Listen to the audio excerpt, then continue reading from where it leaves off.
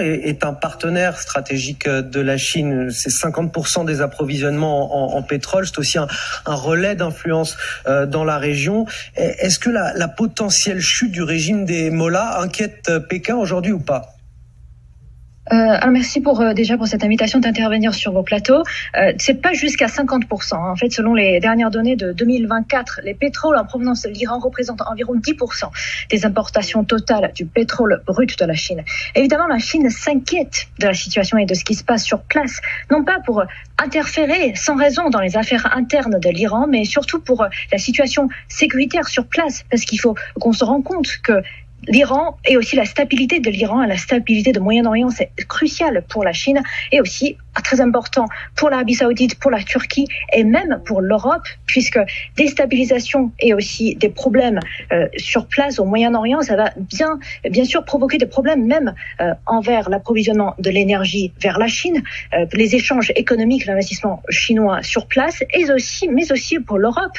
L'Europe qui est en première ligne serait très probablement confrontée à un afflux de réfugiés. Je pense que c'est aussi pour ça que la Chine s'intéresse et aussi la Chine y tient vraiment une grande importance à la stabilité sur place, que ce soit pour le pouvoir d'un régime ou encore pour la sécurité dans son global. La situation avec Israël, évidemment. Oui, ça veut dire que contrairement aux Occidentaux, la Chine ne perçoit pas l'Iran comme un danger ? Alors, d'un côté, bien sûr, la Chine s'inquiète de la situation, mais en même temps, il faudrait qu'on prenne conscience que la Chine soutient le multilatéralisme, c'est-à-dire la Chine soutient le traité de non-prolifération nucléaire, qui est le pilier de la sécurité nucléaire à l'international, et la Chine préconise le maintien du système international de non-prolifération nucléaire et aussi la dénucléarisation de la région du Moyen-Orient. Et en même temps, il faut se dire que la Chine insiste sur le droit légitime des pays à l'énergie nucléaire civile, y compris l'Iran, sous supervision de l'AIEA.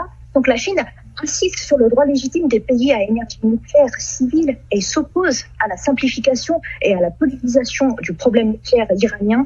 Donc de ce point de vue-là, je pense que le parti contractant du traité sur la non-prolifération des armes nucléaires, l'Iran a parfaitement le droit d'utiliser l'énergie nucléaire à des fins pacifiques.